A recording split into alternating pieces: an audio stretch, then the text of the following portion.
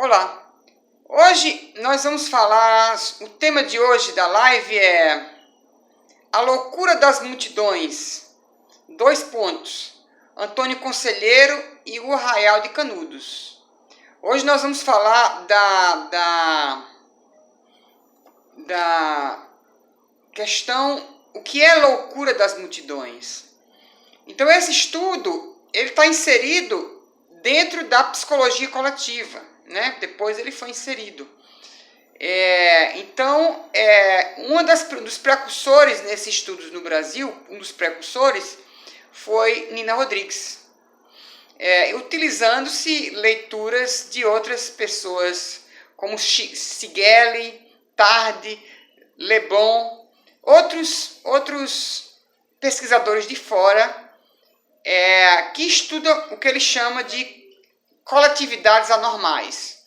No caso de hoje, nós vamos estudar essa que na verdade é uma patologia social, ou uma sociopatologia, que é o caso de Antônio Conselheiro, e que é o caso dos delírios dos fanáticos e beatos do Nordeste, que é o caso da psicologia das massas, como as multidões totalitárias, como é o caso de Hitler, e outras multidões patológicas e outras coletividades anormais. No caso de Antônio Conselheiro, a fonte que a gente tem para estudar isso nossa fonte é Os Sertões, de Euclides da Cunha. Então, nos sertões, existem quatro trechos, 4 pontos importantes. O primeiro é o ponto quando Euclides começa a falar da terra, né? E principalmente como ele começa a falar da travessia das veredas sertanejas.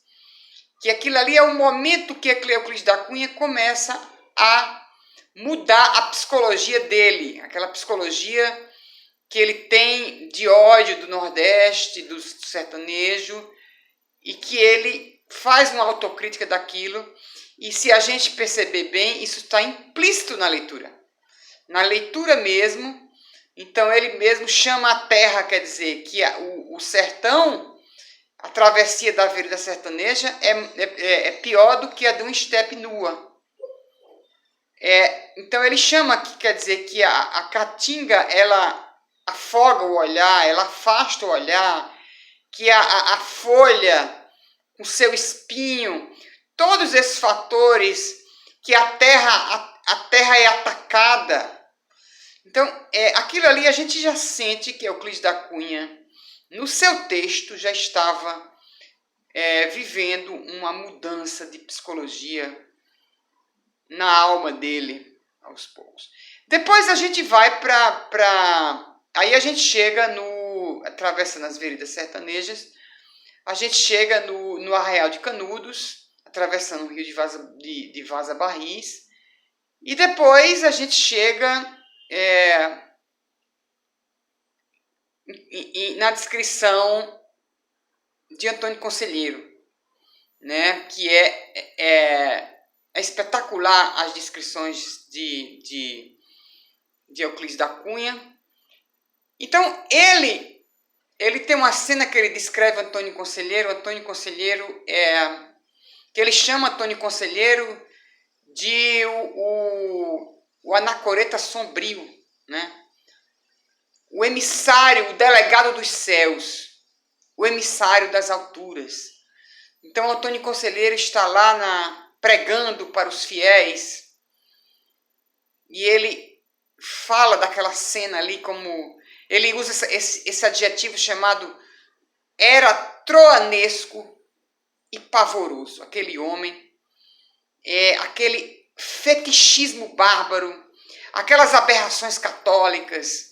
Então, esse tipo de delírio que existe, esse tipo de coletividade anormal, que foi estudado por um cara chamado Wahl, W-A-H-L, ele disse que o delírio dos beatos e dos fanáticos do Nordeste era um delírio típico chamado delírios arcaicos.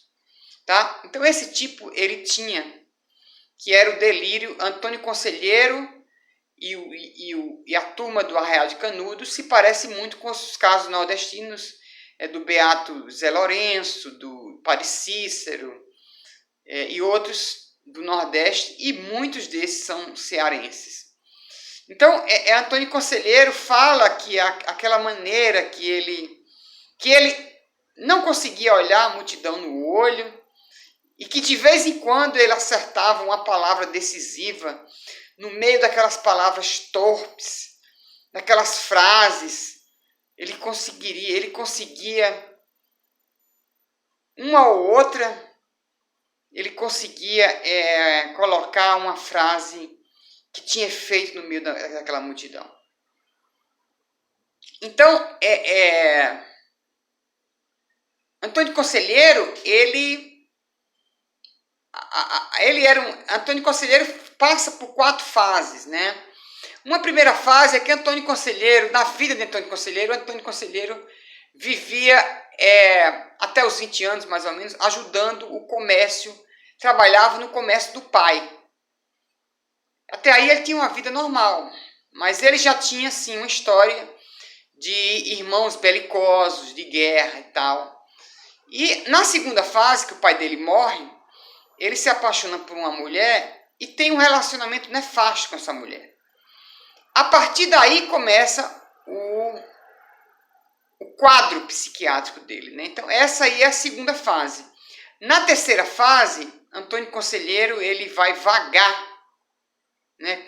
Crescendo, deixando a barba crescer, e ele vai vagar durante 20 anos pelos sertões do Nordeste.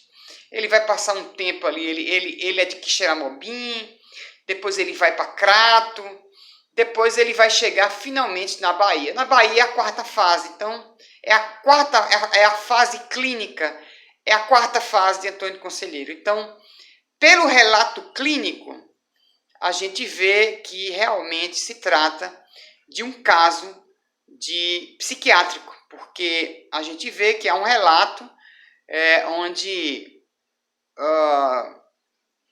típico dos quadros esquizofrênicos, esquizoides, onde existe os quadros psiquiátricos, eles têm esses 2 componentes, o isolamento e a agressividade. Então, no caso de Antônio Conselheiro, você tem esse caso do isolamento, né? Ou um trauma, geralmente um trauma que é despertado, geralmente numa idade nova, 18 anos, 19 anos, 20 anos, os quadros começam cedo, mas nem sempre. Então, assim, Nina Rodrigues enquadrou o caso de Antônio Conselheiro como uma psicose sistematizada. Seria hoje uma esquizofrenia, que existe 4 tipos de esquizofrenia. O de Antônio Conselheiro seria uma esquizofrenia paranoide, né? Então, no estudo dos sertões, como fonte, a gente tem, a primeira coisa são esses relatos, né? Nós fizemos o relato da terra, nós fizemos, existe também o segundo relato, o primeiro da terra, o segundo relato é o relato do sertanejo. Então, ele vai fazer aquela frase que o sertanejo é, antes de tudo, um forte, que ele não tem o raquitismo dos mestiços do sertão, dos sertanejos do litoral. E ali ele vai dizer que o sertanejo é fatigado, e na verdade o sertanejo ele altera essa fadiga dele, de uma hora para outra ele ganha uma energia vibrante, então ele oscila dessa inércia, dessa fadiga, e depois o sertanejo vira alguém que tem uma energia vibrante, né?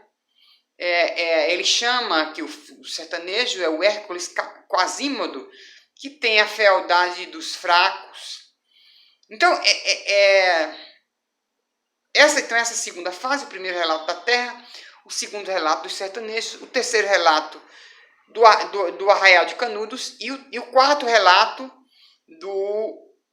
de Antônio Conselheiro. Então, o relato que a gente tem o Canudos é uma coisa, esse tema é muito interessante, a gente tem que estudar com bastante calma, porque o próprio, todo tema que tem ambivalência, ele é muito grandioso, então ele é grandioso, ele é tão grandioso que ele gera ambivalência. Então Euclides da Cunha era um homem muito complexo, então só o texto de Euclides da Cunha, Gilberto Freire dizia que Euclides da Cunha escrevia num temperamento típico de um acrobata dando um salto mortal. Era assim que ele definia o texto o texto de Euclides da Cunha estava sempre em perigo.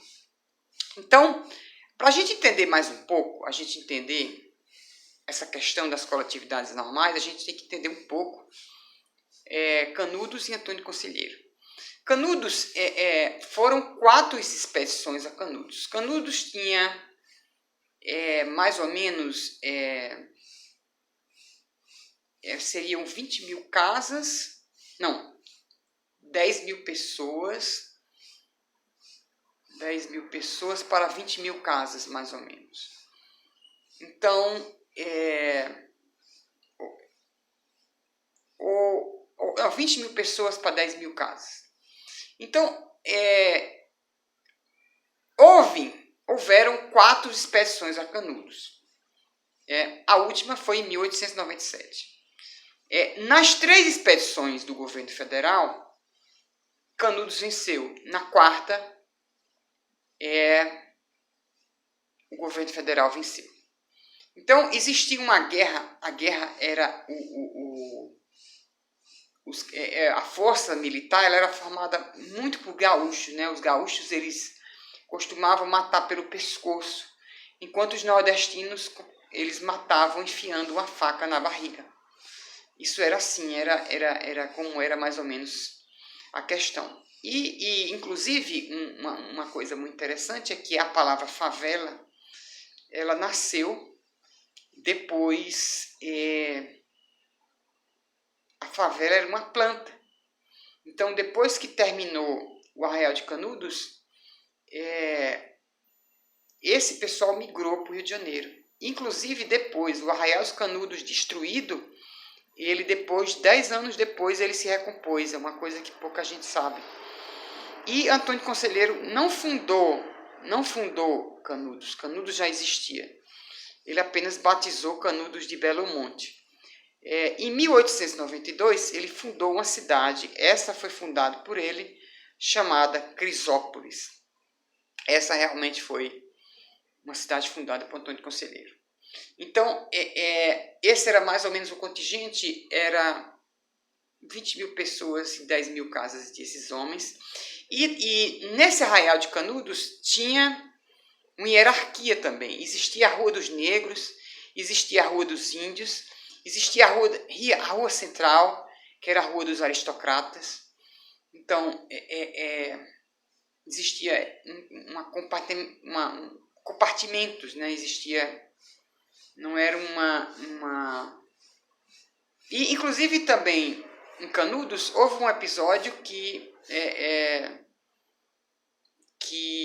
Euclides da Cunha levou uma criança para adotar, ele levou para um amigo dele para adotar uma criança no Rio. Então, Antônio Conselheiro, Euclides da Cunha, ele presenciou somente a 4ª expedição de Canudos. Tá? Ele só foi para essa expedição. Então, quando ele escreve os Sertões, né? Porque o nome do livro já é grandioso, né? Os Sertões, entendeu?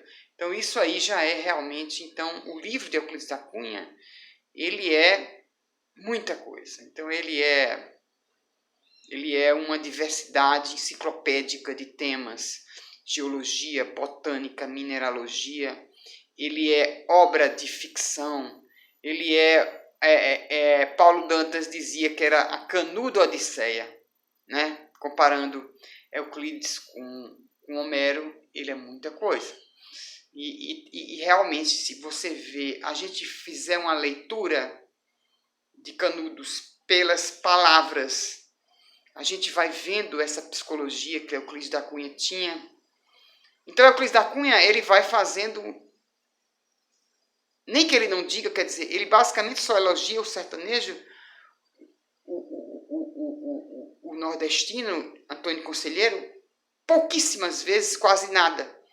Mas a gente vai vendo pela leitura que a psicologia dele vai mudando. Vai mudando nas próprias palavras. Então ele vai vendo o grandioso que ele não via na terra, que era o martírio da terra. Ele vai vendo o grandioso no sertanejo. Ele vai vendo o grandioso nos degenerados, nos histéricos, que ele não via.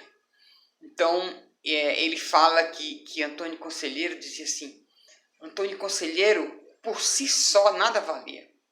Mas, assim, se a gente for pensar, vindo do meio que ele veio, ele assombra. Né? Então, esse tipo de texto que é Euclides da Cunha, ele vai tomando e vai percebendo. Então, muita gente critica Euclides da Cunha, critica o governo federal porque fizeram uma briga contra um povoado pacífico. Esse é um argumento. Mas isso para mim é verdade, realmente. E o outro critica Euclides da Cunha por ver uma geografia Marte, um povo Marte numa geografia Marte. Isso também é verdade. Mas é que eu estou falando, isso é dinâmico, ele foi mudando. O livro Os Sertões, a vinda do Nordeste, tanto que Euclides da Cunha estivesse na minha frente, eu dizia a ele, olha, tu aprendeu com o Nordeste. Tu fez foi com maldade para cima de Antônio Conselheiro, para cima da terra nordestina, para cima do sertanejo, mas você, sua psicologia mudou. Porque realmente o sertão é muito árduo, né? O sertão, quem já passou pelo sertão sabe o que é o sertão. Como o sertão é uma escola, como o sertão talvez é a pior paisagem, a paisagem mais doída, como, por exemplo, é a paisagem do Chaco, que fica ali entre Paraguai e Bolívia, descendo um pouco para a Argentina. Então, a gente vendo aquilo ali, a gente vê como aquilo é doloroso. E ele sentiu. Quer dizer, quando ele estava descrevendo aqueles espinhos, aqueles gravetos, aquelas folhas, aqueles leitos secos, ali ele já estava mudando a psicologia dele. O Euclides maldoso, rancoroso, que veio lá do exército, ele já estava mudando. Mas o nosso tema, ele não é falar necessariamente do sertão. É falar o nome do tema é As Loucuras das Multidões. 2 pontos.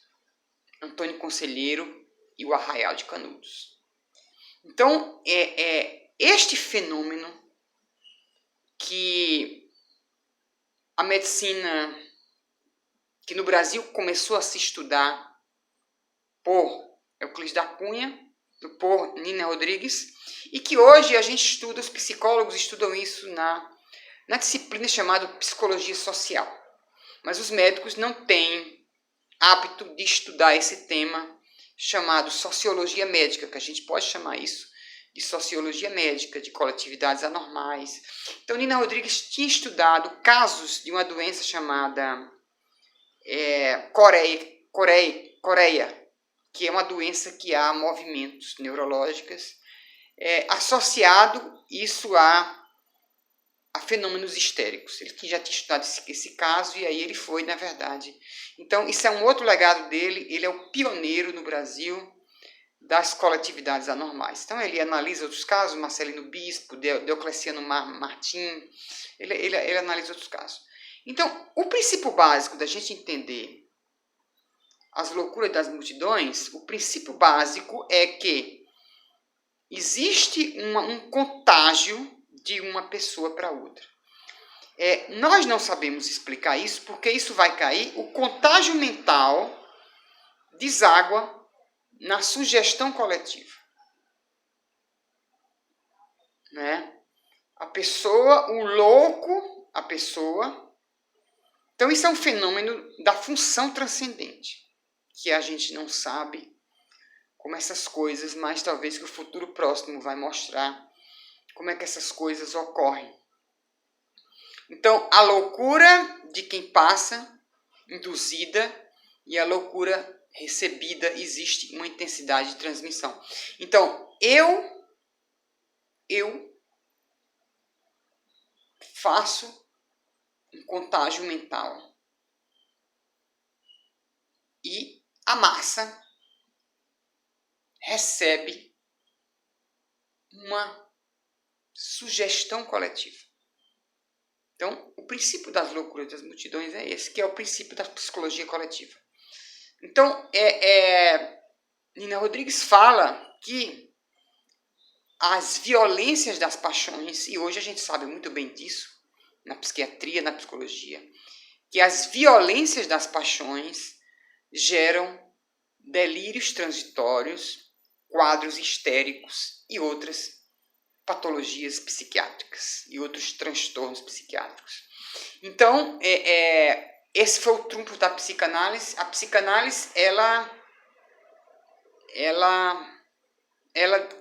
quis descobrir a origem dessas violência das paixões, violência das emoções, que muitas vezes estão relacionadas a trauma, e tratar essas violências pela fala, né? Esse é o trunfo da psicanálise.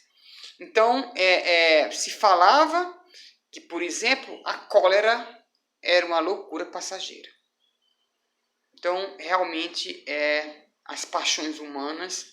Então, assim, a loucura é uma espécie de multidão. E a multidão é uma associação psicológica. A multidão é como se fosse uma só manada, é uma manada. Por exemplo, uma manada de búfalo. Aquilo ali é um só. E a loucura é vários. Quer dizer, então, a loucura é uma espécie de multidão e a multidão é uma associação psicológica. Então, esses temas já tinham... Então, claro que também há excessos no estudo de Nina Rodrigues. Quando ele estuda isso, ele estuda também a questão do crânio do Antônio Conselheiro. Ele estuda, ele se apoia na degeneração da mestiçagem. Então, isso aí, esse lado de Nina Rodrigues, ele está degradê, né? Então, esse é um fenômeno, e não existe só...